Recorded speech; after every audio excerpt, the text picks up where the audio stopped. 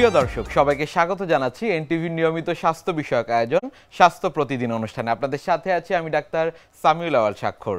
প্রতিদিনের মতো আজও আমরা একটি গুরুত্বপূর্ণ বিষয় নিয়ে কথা বলবো। আজ আমাদের আলোচনার বিষয় গরমে ত্বকের সমস্যা। এই গুরুত্বপূর্ণ বিষয়টি নিয়ে আলোচনা করবার জন্য আজ আমাদের সাথে স্টুডিওতে রয়েছেন একজন বিশেষজ্ঞ চিকিৎসক। চলুন দর্শক, অনুষ্ঠানের শুরুতেই পরিচিত হয়ে আসে আমাদের আজকের অতিথির সাথে। ডাক্তার ইশরাত জাহান 1985 সালের সেপ্টেম্বর মাসে কুমিল্লা জেলায় জন্মগ্রহণ করেন। তিনি 2009 সালে চট্টগ্রাম মেডিকেল কলেজ থেকে MBBS ডিগ্রি অর্জন করেন। এরপর তিনি চিকিৎসা বিজ্ঞানে উচ্চতর MSc এবং DCD ডিগ্রি লাভ করেন। বর্তমানে তিনি ডার্মাটোলজি বিভাগের কনসালটেন্ট হিসেবে কর্মরত। আপনাকে স্বাগত জানাচ্ছি আমাদের আজকের এই আয়োজনে। যে আপনাকে অনেক ধন্যবাদ, সেই সাথে এনটিভিকে ধন্যবাদ জানাচ্ছি আমাকে আমন্ত্রণ জানানোর জন্য। গরমের যে প্রকোপটি চলছে সারা দেশে, সেই সমস্যায় সেই সময়টিতে ত্বকের কি কি সমস্যা হয়ে থাকে সেই বিষয়টি নিয়ে আজকে আমরা জানবার চেষ্টা করবো আপনার কাছে। একেবারে অনুষ্ঠানের শুরুতে আপনার কাছে যে বিষয়টি জানবার রয়েছে সেটি হচ্ছে গরমকালে বিশেষত ত্বকের কোন কোন সমস্যাগুলো আমরা বেশি দেখতে পাই। গরমে যেটা হয় যে আমাদের সেবাসিয়াস গ্ল্যান্ড থেকে অতিরিক্ত সিক্রেশন হয়, যেটাকে আমরা নর্মালি ঘাম বলে থাকি। সো ঘামের এই সমস্যার জন্য আমাদের সবচেয়ে কমন যে প্রবলেমটা স্কিনে দেখা যায় সেটা হচ্ছে ঘামাচি। ঘামাচির পাশাপাশি যাদের হচ্ছে ব্রণ থাকে, দেখা যায় যে ব্রণের সমস্যাটা বাড়ে, স্কিনে বিভিন্ন ধরনের র্যাশ দেখা দেয়, এবং দেখা যায় যে স্কিনের যেই এরিয়াগুলো খুব কাভার থাকে সেগুলোতে ফাঙ্গাল ইনফেকশন, যেটাকে আমরা ছুলি বা দাঁত বলে থাকি, এই প্রবলেমগুলো খুব বেশি দেখা দেয়। এছাড়াও দেখা যায় যে আমাদের স্কাল্পে বা আমাদের হেয়ারের মধ্যে ড্যান্ড্রাফ, তারপর হচ্ছে সেবোরিক ডার্মাটাইটিস বা যাদের সোরিয়াসিস জাতীয় যে স্কিন ডিজিজগুলো আছে সেগুলি গরমকালে বেড়ে যায়। একনি এই সমস্যাটি আমরা গরমকালে অনেক বেশি দেখতে পাই, সেক্ষেত্রে আসলে এই বিষয়টি কি এবং কেন হচ্ছে এমন? একনি ইউজুয়ালি সেবাসিয়াস গ্ল্যান্ডের যে অতিরিক্ত সিক্রেশনের জন্য হয়। তো সেবাসিয়াস গ্ল্যান্ডের যখন সিক্রেশনটা হয় সেটা দেখা যায় যে গরমের প্রাদুর্ভাবে অতিরিক্ত পরিমাণ বেড়ে যায়, যার জন্য এটার যে ওপেনিংটা আছে ওপেনিংটা ব্লক হয়ে যায়, যেটা গরমে আরও বেশি হয়। সো যাদের একনির টেন্ডেন্সি আছে দেখা যায় যে তাদের শীতকালে একনিটা একটু কমে যায়, বাট গরম আসলে দেখা যায় যে একনিটা আরও বেড়ে যায়। সো যাদের একনি থাকে তাদের গরমে দেখা যায় যে সেটা সিভিয়ার হয়ে যায়, বা যাদের কোমেডোনাল একনি থাকে সেটা গরমকালে সিস্টিক একনি ধারণ করে। সো সেক্ষেত্রে গরমকালে তারা কিছু নিয়ম ফলো করতে পারে, প্রিভেন্টিভ কিছু মেজার্স ফলো করতে পারে। যেমন গরমকালে স্যালিসাইলিক অ্যাসিডযুক্ত যে ফেস ওয়াশগুলো আছে সেগুলো তারা ব্যবহার করতে পারে। এবং যাদের ব্রণ আছে তাদের মধ্যে একটা টেন্ডেন্সি দেখা যায় যে খুব ফ্রিকুয়েন্টলি ফেস ওয়াশ করার। তো এতে যেটা হয় যে মুখের যে প্রোটেক্টিভ লেয়ার আছে, যেই লেয়ারটা আমাদের ফেসকে বাইরের ব্যাকটেরিয়া থেকে বা জার্ম থেকে প্রোটেক্ট করে, সেই লেয়ারটা থাকে না। সো এই টেন্ডেন্সিটা তাদের অ্যাভয়েড করতে হবে। খুব বেশি হলে 3 বার ফেস ওয়াশ করতে পারে। এছাড়া সানস্ক্রিন ব্যবহার করবে অবশ্যই, এবং সেটা হচ্ছে বাইরে যাওয়ার বা রান্নাঘরে যাওয়ার 30 মিনিট আগে সানস্ক্রিন ব্যবহার করতে হবে। এই জিনিসগুলোর পাশাপাশি গরমকালে যাদের ব্রণ আছে তাদের অবশ্যই ওয়েল ফ্রি একটা ময়শ্চারাইজার ব্যবহার করতে হবে। এগুলো হচ্ছে একনি যাদের আছে তাদের প্রিভেন্টিভ মেজার। চিকিৎসকের পরামর্শ ছাড়াই কি এই ধরনের ক্রিম ব্যবহার করতে পারবে, নাকি চিকিৎসকের পরামর্শ অনুযায়ী সেটি করতে হবে? যাদের স্কিনে প্রবলেম আছে তাদের অবশ্যই চিকিৎসকের পরামর্শ অনুযায়ী এই প্রোডাক্টগুলি ব্যবহার করা উচিত।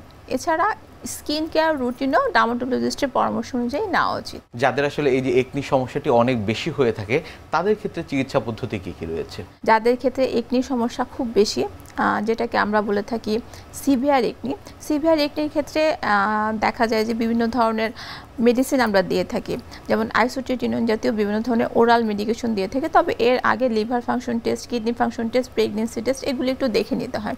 সো এগুলো যদি দেখা যায় যে নর্মাল আছে সেক্ষেত্রে আমরা এই ওষুধটি প্রেসক্রাইব করে থাকি। সো আইসোট্রিটিনোন হচ্ছে এমন একটি ওষুধ যেটা হচ্ছে নোডুলোসিস্টিক একনি যাদের থাকে বা যাদের সিভিয়ার একনি থাকে সেই একনিকে খুব সহজেই সারিয়ে তোলে। এবং এই মেডিকেশনের পাশাপাশি আমরা কিছু অ্যাডভান্স প্রসিডিউরও করে থাকি, যেহেতু এই মেডিসিনের বেশ কিছু সাইড ইফেক্ট আছে। যেমন এই মেডিসিনটা খেলে দেখা যায় যে গায়ের রং একটু কালো হয়ে যায়, পেশেন্টের স্কিন অনেক বেশি ড্রাই হয়ে যায়, সেই সাথে কনস্টিপেশনের প্রবলেম হয়, এবং এটা একটা ইস্যু আছে যেটা খেলে 6 মান্থ কন্ট্রাসেপশন ব্যবহার করার লাগে। তো সেক্ষেত্রে পেশেন্ট যদি এই জিনিসগুলো এগ্রি না করে তখন আমরা বিভিন্ন ধরনের অ্যাডভান্স প্রসিডিউরে যাই, যেমন হচ্ছে CO2 লেজার করা যায়, মাইক্রো নিডলিং করা যায়। এছাড়া বিভিন্ন ধরনের ইনজেকশন আছে যেগুলো খুব তাড়াতাড়ি একনিটাকে সারিয়ে তোলে।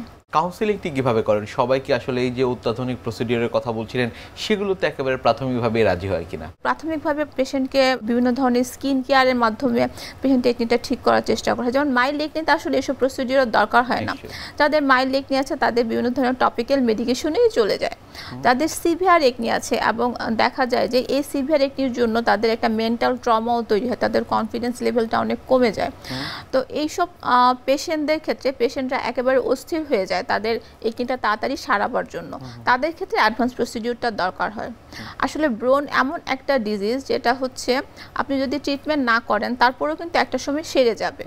তো কিন্তু পেশেন্টরা দেখা যায় যে ইমপেশেন্ট হয়ে যায়, তাদের মধ্যে ধৈর্য থাকে না। তো সেক্ষেত্রে তারা যখন খুব তাড়াতাড়ি সারাতে যায় তারা বিভিন্ন ধরনের প্রোডাক্ট ব্যবহার করে যেটা স্কিনে ব্যবহার করা উচিত না। তো সেই জিনিসটা আসলে সেই জিনিসটা থেকে তাদের বিরত থাকার জন্য অ্যাডভান্স প্রসিডিওর করা প্রয়োজন। একনির উপর আসলে বয়স সীমার কোনো প্রভাব রয়েছে কিনা? একনির উপর বয়স সীমার প্রভাব বলতে একনি কিন্তু নবজাতকদেরও হয়ে থাকে। নবজাতকদের মধ্যে মায়ের যে হরমোন থাকে সেটা যেহেতু থাকে, তো দেখা যায় যে একেবারে একটা নবজাতকেরও একনি হয় যেটা 2 থেকে 3 বছরের মধ্যে ভালো হয়ে যায়। তবে একনির যে পিক এজ সেটা হচ্ছে 20 থেকে 30 এজে বেশি একনি হয়। তবে একনির এখন কোনো বয়সসীমা একেবারেই নাই, কারণ একনি বিভিন্ন কারণে হয়, হরমোনাল কারণে হয়, আমাদের এনভায়রনমেন্টাল ফ্যাক্টরে হয়, খাবার দাবারের জন্য হয়, বিভিন্ন ধরনের টক্সিনের জন্য হয়। এছাড়া আমরা বিভিন্ন ধরনের প্রোডাক্ট ফেসে অ্যাপ্লাই করে থাকি, বলা যায় যে ওভার প্রোডাক্ট ব্যবহার করে থাকি যেটা স্কিনে টর্চার করে। তো সেজন্য দেখা যায় যে একনির এখন কোনো বয়সসীমা নেই। পুরুষ এবং নারী কাদের ক্ষেত্রে আমরা বেশি দেখতে পাই এটি? মহিলাদের ক্ষেত্রে একনি বেশি হয়, তবে পুরুষদের যখন একনি হয় তখন সেটা খুব সিভিয়ার পর্যায়ে হয়। ওদের নোডুলোসিস্টিক একনিটা বেশি হয় এবং সিভিয়ার একনি বেশি হয়। নিশ্চয়ই। ত্বকে ফাঙ্গাল ইনফেকশন আমরা অনেকের ক্ষেত্রে দেখি গরমকালে এটি বেশি হয়ে থাকে। গরমকালে কেন বেশি হচ্ছে আসলে? গরমকালে ঘাম বেশি হয় আমাদের, এবং ঘামটা দেখা যায় যে অনেকক্ষণ ধরে যদি জমে থাকে এবং আমরা যদি ঘামটা ক্লিন না করি তখন দেখা যায় যে বডির যে ফোল্ডেড পার্টগুলো আছে যেগুলো কাভার থাকে ওই এরিয়াগুলোতে ফাঙ্গাল ইনফেকশন বেশি হয়ে থাকে, যেটাকে সবাই দাঁত বলে থাকে বা ছুলি বলে থাকে। তো এই ফাঙ্গাল ইনফেকশনটা কিন্তু আমাদের মাথা থেকে পা পর্যন্ত সারা শরীরেই হতে পারে, এবং ফাঙ্গাল ইনফেকশনটা পেশেন্ট নিজেই ডায়াগনোসিস করতে পারে। পেশেন্ট নিজে এসে বলে আমার দাঁত বা ছুলি হয়েছে। ইউজুয়ালি রাউন্ডের ধরনের একটা লিশন থাকে এবং এই লিশনের মধ্যে অনেক বেশি চুলকানো থাকে, অনেক বেশি জ্বালা পোড়া থাকে, এবং পেশেন্ট বলে যে আমার এত চুলকানি হয় যে আমি কোনো জায়গায় বসে থাকতে পারি না। সেক্ষেত্রে ফাঙ্গাল ইনফেকশনের ক্ষেত্রে কিন্তু বিভিন্ন ধরনের মেডিকেশন আছে। তবে সমস্যাটা সেটা হচ্ছে যে কারো যদি এ ধরনের চুলকানো হয় বা দাঁত বা ছুলি হয়, সে প্রথমে আসলে বিভিন্ন ধরনের ফার্মেসি থেকে স্টেরয়েড জাতীয় ক্রিম ব্যবহার করে আসে ডার্মাটোলজিস্টের কাছে। তো যখন সেই স্টেরয়েড জাতীয় বিভিন্ন ধরনের ক্রিম ব্যবহার করে আসে তখন দেখা যায় যে অ্যান্টিফাঙ্গাল যেই মেডিকেশনগুলো আমরা দিই সেগুলি তার শরীরে তেমন একটা কাজ করে না, এবং অ্যান্টিফাঙ্গাল মেডিকেশনের পাশাপাশি যখন এই ফাঙ্গাল ইনফেকশনটা সিভিয়ার হয় তখন কিন্তু ওরাল অ্যান্টিফাঙ্গাল ড্রাগও দেওয়া লাগে। তো সেক্ষেত্রে পেশেন্ট প্রাইমারি স্টেজে আসলে খুব সহজেই মেডিসিন দিয়ে এই ফাঙ্গাল ইনফেকশনটা সারিয়ে ফেলা যায়। বাট পেশেন্ট যদি অলরেডি স্টেরয়েড ব্যবহার করে আসে সেক্ষেত্রে দেখা যায় যে অনেক দিন ধরে এই ট্রিটমেন্টটা চালিয়ে যেতে হয়। ফাঙ্গাল ইনফেকশন নিয়ে আপনাদের কাছে আসলে পরবর্তীতে পরীক্ষা নিরীক্ষা করে আপনারা দেখেন কিনা বা পরীক্ষা নিরীক্ষার প্রয়োজন হয় কিনা? ফাঙ্গাল ইনফেকশনে পরীক্ষা নিরীক্ষার প্রয়োজন হয়, কারণ যখন ফাঙ্গাল ইনফেকশনটা সিভিয়ার হয় তখন কিছু মেডিকেশন দেওয়া লাগে, যে মেডিকেশনগুলো যাদের লিভার বা কিডনিতে বিভিন্ন ধরনের প্রবলেম আছে তাদের ক্ষেত্রে দেওয়া যায় না। তো সেক্ষেত্রে আসলে তার লিভার এবং কিডনি স্টেজটা ঠিক আছে কিনা সেটা দেখে নিতে হয়। এছাড়াও পেশেন্টের অ্যালার্জি আছে কিনা সেটা একটু দেখে নিতে হয়, এবং স্কিনে কিছু প্যাচ টেস্ট করা হয় যেটা দেখে এটা কি ধরনের ফাঙ্গাস কিন্তু বিভিন্ন ধরনের আছে, তো কি ধরনের ফাঙ্গাস সেটা একটু ডায়াগনোসিস করার জন্য স্কিনে একটা টেস্ট করা হয়। অনেকে আসলে যেটি জানতে চান সেটি হচ্ছে এই যে ফাঙ্গাল ইনফেকশন এটি আসলে ছোঁয়াচে কিনা? ফাঙ্গাল ইনফেকশনটা অনেকটা ছোঁয়াচে। দেখা যায় যে ফাঙ্গাল ইনফেকশন যার আছে তার জামা কাপড়ে যদি কেউ ইউজ করে অনেক সময় দেখা যায় যে সেটা থেকেও ফাঙ্গাল ইনফেকশন হয়।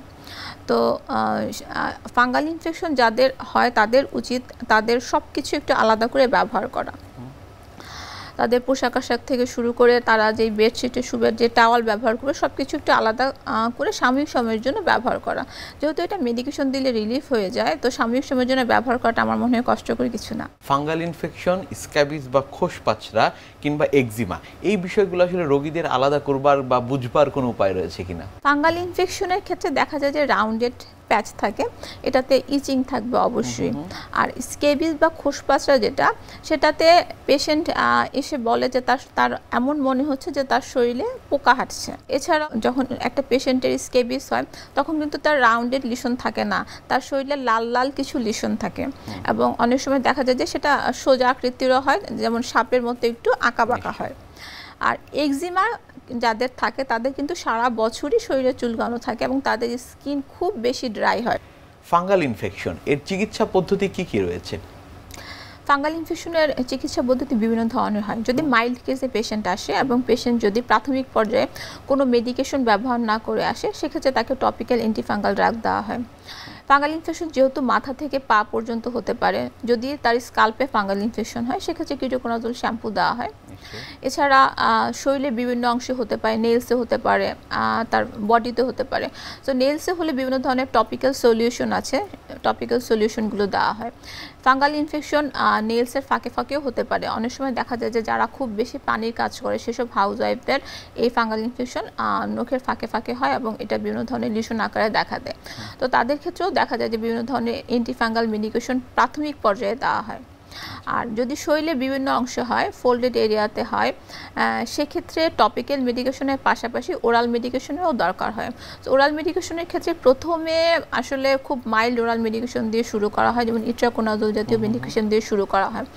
বাট এটা যদি খুব সিভিয়ার পর্যায়ে চলে যায়, যে পেশেন্ট একেবারে টলারেট করতে পারছে না, ইচিংটা টলারেট করতে পারছে না, সেক্ষেত্রে তার লিভার ফাংশন, কিডনি ফাংশন এগুলো দেখে ভোরিকোনাজোল জাতীয় ড্রাগ দেওয়া হয়। তবে ভোরিকোনাজোল জাতীয় ড্রাগ অবশ্যই চিকিৎসকের পরামর্শ নিয়ে তারপরে খাওয়া উচিত। গরমকালে আমরা অনেককে বলতে শুনি যে চুলকানির সমস্যা অনেকের ক্ষেত্রে বেড়ে গিয়েছে, সেক্ষেত্রে আসলে কি করণীয়? গরমকালে চুলকানির সমস্যাটা বাড়ে, মানে গরমকালে ঘামাচি দেখা দেয় বেশি। তো এটা আসলে যারা খুব বেশি ঘামে কাজ করে, খুব বেশি শারীরিক পরিশ্রম করে তাদের বেশি হয়। এছাড়া যারা মহিলারা যারা আগুনের তাপে বেশি কাজ করে তাদেরও ঘামাচি হতে পারে। তো এই ঘামাচি আসলে প্রিভেনশন করা সবচেয়ে বেশি ভালো। প্রিভেনশনের ক্ষেত্রে যদি কেউ গরমের দিনে খুব বেশি ঘামে, সে ডেইলি 3 থেকে 4 বার শাওয়ার নিতে পারে।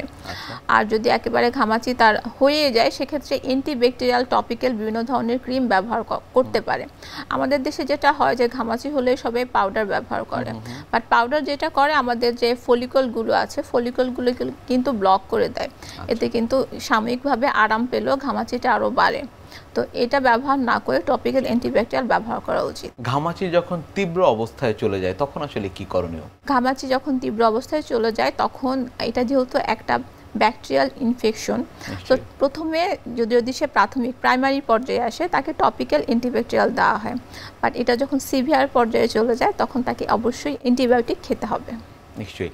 এই ঘামাচির সমস্যা কতদিন আসলে স্থায়ী হতে পারে? ঘামাচির সমস্যাটা অনেক দিন পর্যন্তই স্থায়ী হতে পারে, 3 থেকে 6 মাস পর্যন্ত স্থায়ী হতে পারে যদি সে মেডিকেশন না নেয়। ইউজুয়ালি ঘামাচি হলে সবাই কিন্তু মেডিকেশন বা ডার্মাটোলজিস্টের কাছে আসার কথা চিন্তা করে না, ঘরোয়াভাবে চেষ্টা করে ঘামাচিটা সারানোর জন্য পাউডার ব্যবহার করে। তো এতে যেটা হয় তার ঘামাচিটা আরও বেশি বেড়ে যায়। তো আপনার ডার্মাটোলজিস্টের কাছে আসে কিন্তু একেবারে শেষ পর্যায়ে, যখন সে আর টলারেট করতে পারে না তখন।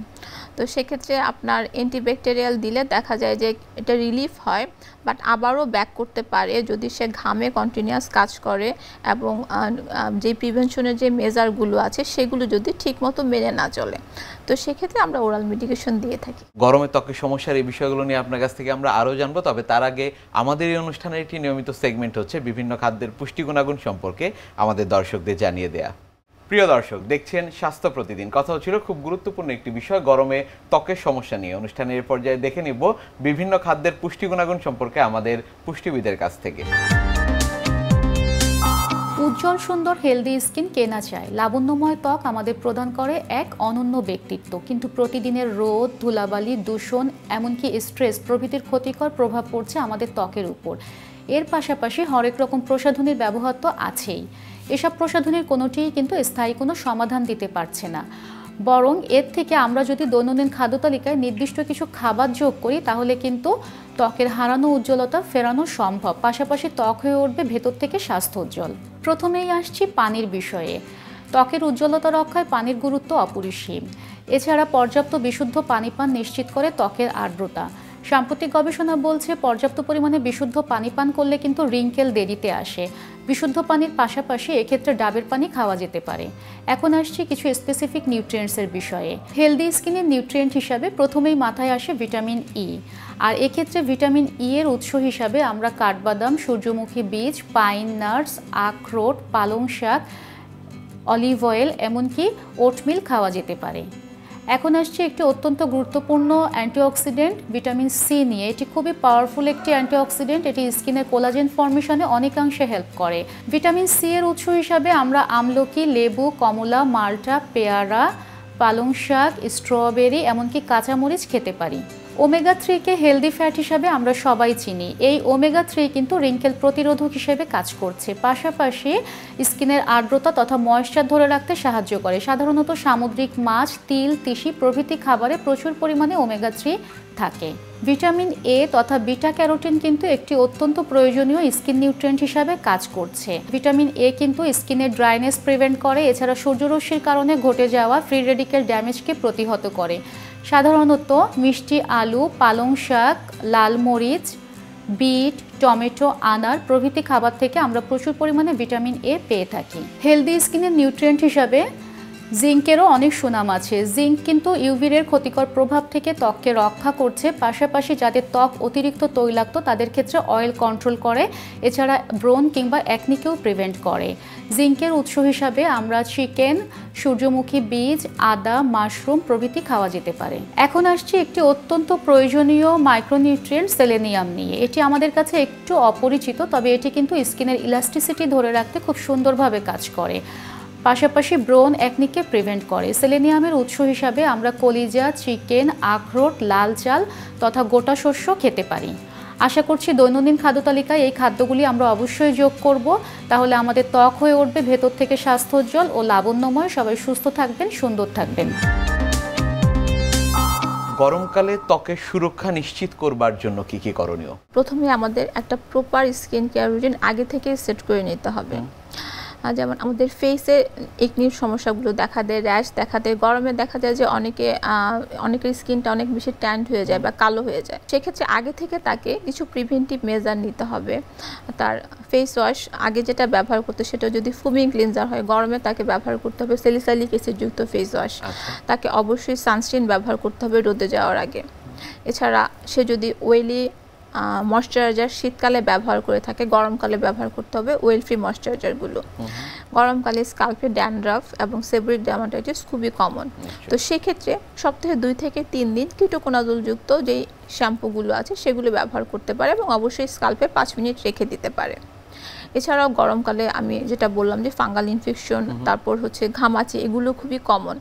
সো যারা হচ্ছে খুব বেশি গরমে কাজ করেন তারা ডেইলি যাতে ঘামটা একটু ক্লিন করেন এবং ঘামটা যাতে পরিষ্কার করে ফেলে, 2 থেকে 3 বার শাওয়ার নেন, এই মেজারগুলি নিতে পারে।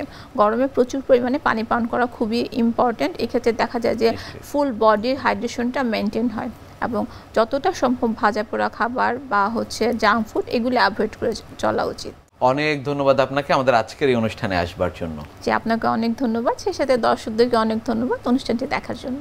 প্রিয় দর্শক, এতক্ষণ দেখছিলেন স্বাস্থ্য প্রতিদিন। কথা হচ্ছিল খুব গুরুত্বপূর্ণ একটি বিষয়, গরমে ত্বকের সমস্যা নিয়ে। আশা করি আমাদের এই গুরুত্বপূর্ণ তথ্যগুলো আপনাদের অনেক বেশি উপকারে আসবে। অনুষ্ঠানের পর্যায়ে দেখে নেব কি থাকছে আগামী পর্বে স্বাস্থ্য প্রতিদিন অনুষ্ঠানে। পিসিওডি যেটা হচ্ছে পলিসিস্টিক ওভারিয়ান ডিজিজ, আর পিসিওএস হচ্ছে পলিসিস্টিক ওভারিয়ান সিনড্রোম। পিসিওডি যেটা বলতে আমরা বুঝি পলিসিস্টিক ওভারিয়ান ডিজিজ, এটা নামে আমরা বুঝতে পারি যে এটা একটা ওভারির ডিজিজ। এটা একটা অন্যতম প্রধান সমস্যা হয়ে দাঁড়ায় বন্ধ্যাত্ব বা অনিয়মিত মাসিকের কারণ হিসেবে একটা প্রধান সমস্যা মেয়েদের রিপ্রোডাক্টিভ লাইফে। বিশ্বের যে কোনো প্রান্ত থেকে যে কোনো সময় আপনাদের পছন্দের অনুষ্ঠান স্বাস্থ্য প্রতিদিন দেখতে ভিজিট করুন আমাদের পূর্ণাঙ্গ ওয়েব পোর্টাল www.ntvbd.com। এছাড়া এনটিভি সব জনপ্রিয় অনুষ্ঠান ও খবরের আপডেট পেতে ভিজিট করুন আমাদের ইউটিউব চ্যানেল ও ভেরিফাইড ফেসবুক পেজে। আজ এখানেই শেষ করছি, আগামীতে আবারও দেখা হবে। সে পর্যন্ত আপনারা সবাই ভালো থাকুন, সুস্থ থাকুন, এনটিভির সাথেই থাকুন। আল্লাহ হাফেজ।